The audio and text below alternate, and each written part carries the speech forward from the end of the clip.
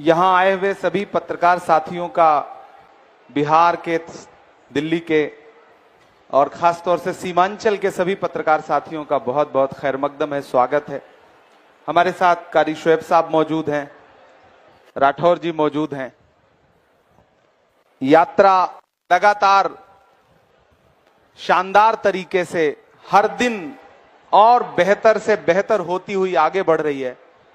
पूरे बिहार की जनता जिस तरह से यात्रा से जुड़ रही है, वोटर अधिकार यात्रा से, वो पूरे देश के लिए ऐतिहासिक है।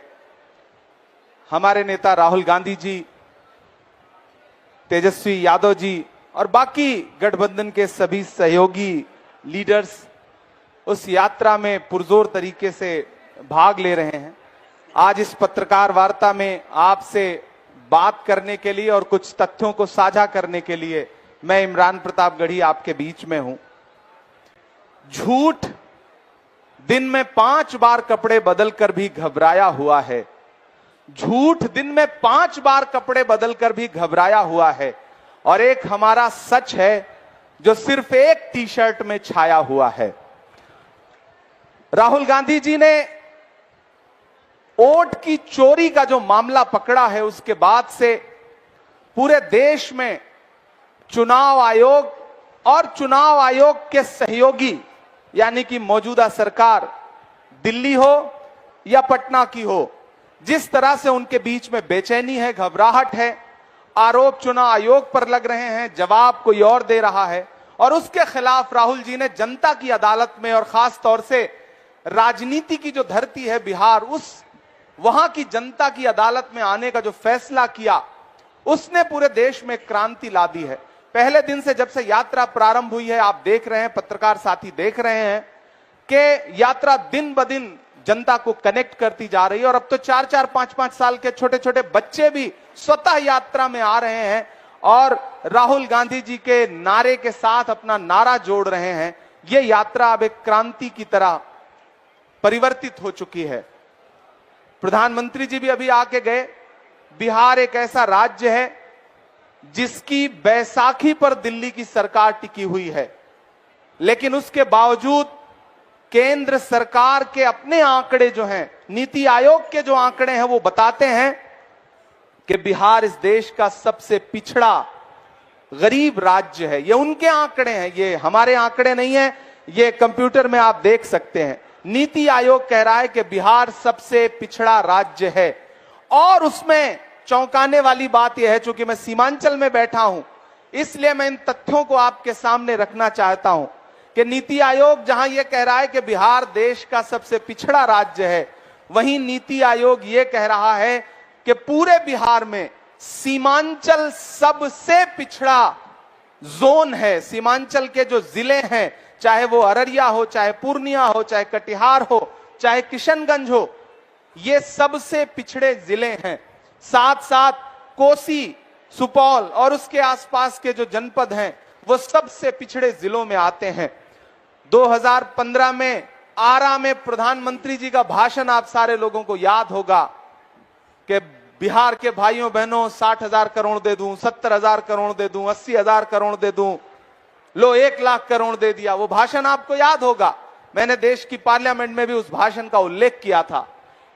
बिहार की बार बार बोली लगाने वाले प्रधानमंत्री जी, चुनावी भाषणों में बिहार को विशेष पैकेज देने वाले प्रधानमंत्री नरेंद्र मोदी जी, मैं इस पत्रकार वार्ता में वोटर अधिकार यात्रा के इस मंच पर बैठ करके उनसे पूछना चाहता हूं कि बिहार को इतना चुनावी भाषण देने वाले प्रधानमंत्री जी, आप ही की सरकार के दौरान और राज्य में आपकी सहयोगी सरकार के होते हुए बिहार लगातार पिछड़ा क्यों है और उसमें सीमांचल विशेष रूप से पिछड़ा क्यों है? सीमांचल की जनता, कोसी की जनता इसका जवाब चाहती है। आपने चुनावी भाषण दिए लेकिन बजट नहीं दिया, आपने नारे दिए लेकिन जमीन पर डेवलपमेंट नहीं दिया। इसलिए सीमांचल की जनता, कोसी की जनता, बिहार की जनता आपसे सवाल पूछ रही है कि आखिर बिहार को लॉलीपॉप कब तक दिया जाएगा?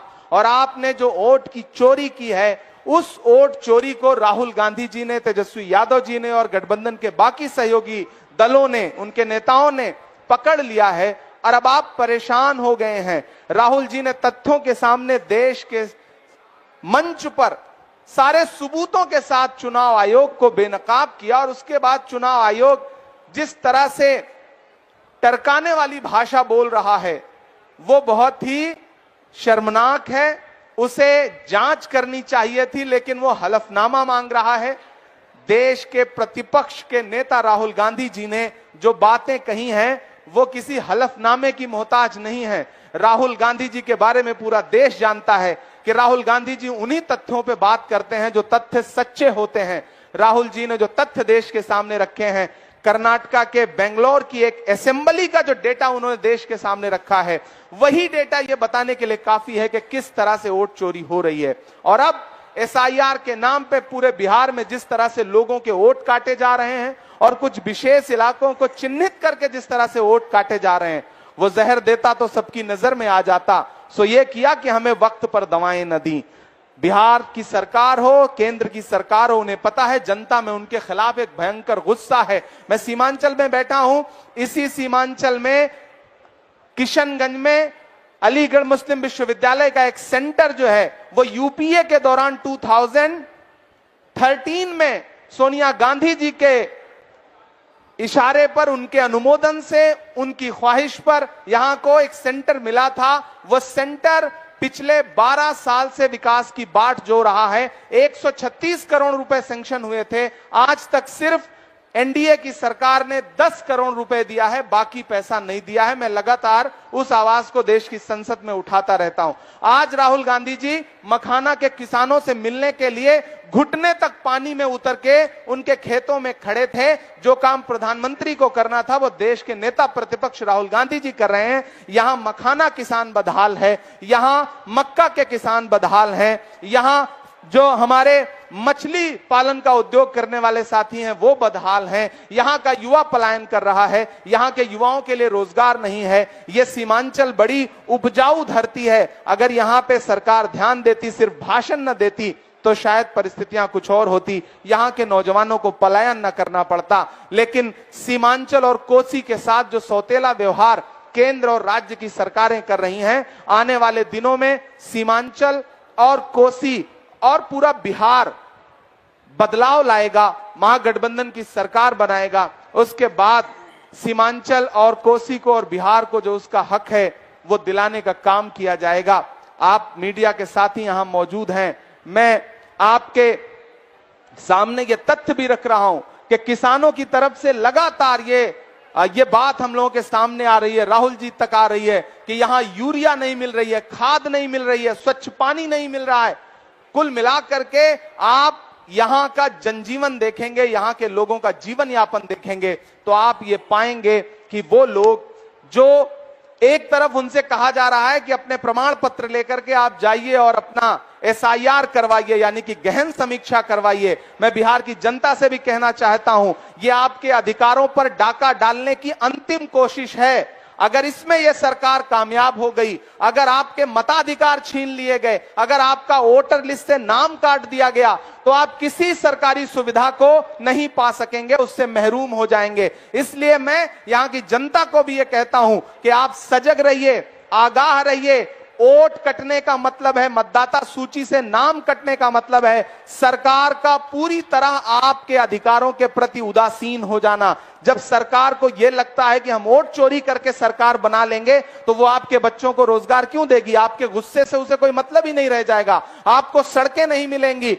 आपको राशन नहीं मिलेगा, आपको यूरिया नहीं मिलेगी, आपको साफ पानी नहीं मिलेगा, आपके बच्चों के तन के लिए कपड़े नहीं मिलेंगे, आपको आपके खेतों के लिए कोई भी उर्वरक नहीं मिलेगा। इसलिए मैं सीमांचल, कोसी और बिहार की जनता से भी ये कहता हूं कि ये किसानों के दुश्मन हैं, ये नौजवानों के दुश्मन हैं, ये महिलाओं के दुश्मन हैं, ये अति पिछड़ों के दुश्मन हैं, पिछड़ों के दुश्मन हैं, मुसलमानों के दुश्मन हैं, अल्पसंख्यक समाज के बाकी साथियों के दुश्मन हैं, आदिवासियों के दुश्मन हैं और गरीब अगड़ों के भी दुश्मन हैं। इसलिए मैं आप सबसे अनुरोध करूंगा, बिहार की जनता से, मीडिया के माध्यम से, कि इस सरकार को उखाड़ फेंकिए जो आपके मताधिकार को छीन लेना चाहती है, आपके वोट पर डकैती डालना चाहती है। मैं चाहूंगा कि मीडिया के साथियों के जो सवाल हों वो मैं आमंत्रित करता हूं एक एक करके। कारी शोएब साहब पहले बोल लेंगे। कारी शोएब साहब जो हमारे विधान पार्षद के सदस्य हैं वो अपनी बात रख लेंगे। उसके बाद हम मीडिया के साथियों का प्रश्न जो है एक एक करके आमंत्रित करेंगे। कारी शोएब साहब।